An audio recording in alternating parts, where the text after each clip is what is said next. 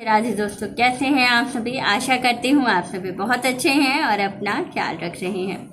राधा रानी अपनी कृपा आप सब पर बनाए रखे। दोस्तों, आज हम लोग बात करने वाले हैं शरद पूर्णिमा की, जो कि साल की बड़ी पूर्णिमाओं में से एक पूर्णिमा होती है शरद पूर्णिमा की।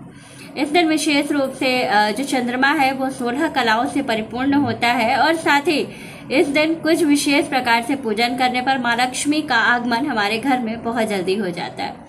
ये जो दिन होता है ये माँ लक्ष्मी को प्रसन्न करने के लिए बहुत बहुत इम्पोर्टेंट होता है। दूसरी चीज़ है कि जो ये शरद पूर्णिमा का दिन है, इस दिन आपको 31 दीपक और 31 कमलगट्टे का एक ऐसा अचूक उपाय बताने वाली हूँ, जो कि गुरु जी ने अपनी वीडियो में बताया है कि जो लोग शरद पूर्णिमा के दिन 31 जगह पर 31 कमलगट्टे के 7 दीपक जलाते हैं, उन्हें महालक्ष्मी का बहुत आशीर्वाद प्राप्त होता है। जो ये वीडियो मैं बता रही हूँ, ये सारी चीज़ें ये गुरु जी पंडित प्रदीप मिश्रा जी ने अपनी वीडियो में बताया है और 100% है कि अगर आप इस तरह से 31 जगह पर दीपक जलाते हैं तो आपको बहुत लाभ होता है। वीडियो थोड़ी लंबी हो सकती है क्योंकि 31 जगह बताने में थोड़ा समय लग सकता है, लेकिन आप वीडियो को पेशेंस के साथ पूरा देखें, आपको वीडियो बहुत पसंद आएगी। दूसरी चीज़ है कि अगर आप ऐसा करते हैं तो 100% है कि आपको लक्ष्मी की प्राप्ति ज़रूर होगी। चलिए जानते हैं हमें दीपक कैसे कैसे और कहाँ कहाँ पर कैसे जलाना है। देखिए, सबसे पहली जगह जो दीपक जलाया जाता है शरद पूर्णिमा के दिन, वो होता है आपका घर का मंदिर। अपने घर के मंदिर में आपको एक दीपक जरूर जलाना है। ये सारे दीपक जो आप जलाएंगे, 31 दीपक जो आपको जलाने हैं, ये सारे देशी घी के दीपक आपको जलाने हैं। ठीक है, तो पहला दीपक आपको जलाना है अपने घर के मंदिर में, जिसमें कि दीपक जला करके और आपको एक कमलगट्टा चढ़ाना है। कहाँ पर?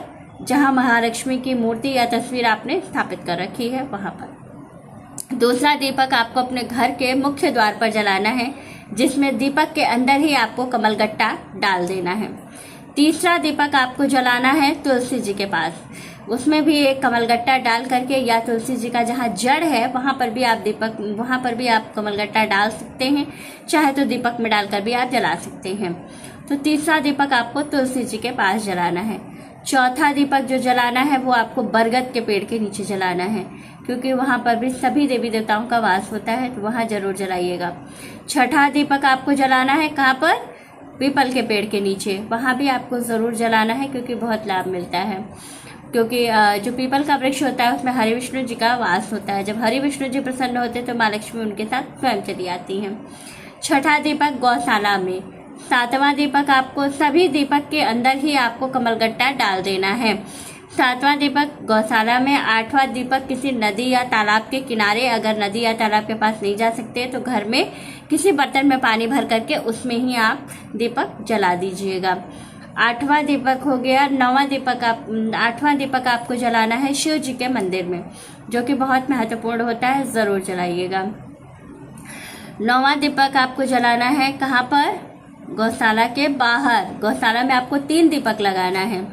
एक गौशाला के बाहर, एक जहाँ गाय रहती है वहाँ पर, और एक आपको लगाना है जहाँ गाय का पानी का स्थान होता है, जहाँ गाय पानी पीती है वहाँ पर लगाना है। फिर इसके बाद आपको एक दीपक लगाना है अपने घर की छत पर, वहाँ जरूर दीपक जलाइएगा शरद पूर्णिमा के दिन आप। इसके बाद से एक दीपक आपको लगाना है घर के बाहर, आपके जो पहला चौराहा पड़ता है वहाँ पर जरूर जलाइएगा वहाँ एक दीपक, क्योंकि ये पितरों के नाम का दीपक होता है, जो कि बहुत लाभ देता है।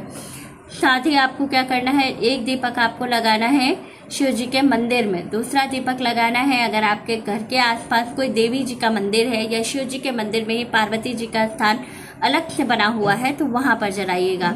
एक गणेश जी के सामने दीपक जलाना है, एक लक्ष्मी जी के सामने दीपक जलाना है, और इसी तरह से आपको विशेष रूप से कृष्ण जी और राधा जी का अगर कोई मंदिर मिल जाए तो वहाँ दीपक लगाइएगा। न मिले तो कोई परेशानी नहीं है, घर में अगर राधा कृष्ण की मूर्ति है तो आप उनके सामने भी दीपक जला सकते हैं, तो वहाँ जलाइएगा। साथ ही आपके घर में जहाँ पानी का भंडारण आप करते हैं, जैसे कि कहीं बाल्टी में या किसी मटके में पानी भरकर किचन में या घर के कहीं किसी कोने में आप पानी रखते हैं, तो वहाँ पर ज़रूर जलाइएगा। साथ ही आपको क्या करना है, अगर घर के पड़ोस में कोई पेड़ है आपके यहाँ शमी का, तो वहाँ पर भी आपको दीपक जरूर जलाना है। बेल के पेड़ के नीचे एक दीपक आपको ज़रूर लगाना है। सभी में कमलगट्टा दीपक के अंदर ही आपको डाल देना है। इन सभी जगहों से महालक्ष्मी बहुत जल्दी प्रसन्न होती हैं और बहुत जल्दी आपके घर आती हैं। तो इस तरह से आपको सभी जगहों पर दीपक जलाना है और साथ ही खीर का भोग बना करके भगवान को भोग लगाना है। भगवान में महालक्ष्मी जी को भोग लगाना है, शिव जी को भोग लगाना है, कृष्ण जी और राधा जी को भोग लगाना है। साथ ही आपको क्या करना है, कृष्ण राधा जी को भोग लगाने के साथ ही आपको शालिग्राम जी को भी भोग लगाना है। अगर आपके घर में शालिग्राम जी हैं तो ठीक है, नहीं है तो आप क्या करिएगा, शालिग्राम जी का मन में ध्यान कर लीजिएगा और कृष्ण जी के पास उस भोग को आप रख दीजिएगा या सत्यनारायण भगवान के सामने आप रख सकते हैं, तो भी आपको पूर्ण फल प्राप्त हो जाएगा। तो इस तरह से आपको 31 जगह पर दीपक जलाना है और मुख्य रूप से सभी जगहों पर दीपक जलाने से पहले आपको क्या करना है, सभी दीपक के नीचे आपको चावल का आसन जरूर देना है। 1 चुटकी चावल रखिएगा, उसके ऊपर दीपक, उसमें दीपक जला करके उसमें आप एक कमलगट्टा डाल दीजिएगा। माँ लक्ष्मी बहुत जल्दी प्रसन्न होंगे, बहुत जल्दी आपके घर में प्रवेश करेंगी। बहुत ही अचूक और कारगर उपाय है क्योंकि गुरु जी ने बताया है और बहुत जल्दी ये जो उपाय है ये काम करता है। तो वीडियो अच्छी लगे, जानकारी अच्छी लगे तो वीडियो को लाइक, शेयर और सब्सक्राइब ज़रूर कीजिएगा। राधे राधे दोस्तों।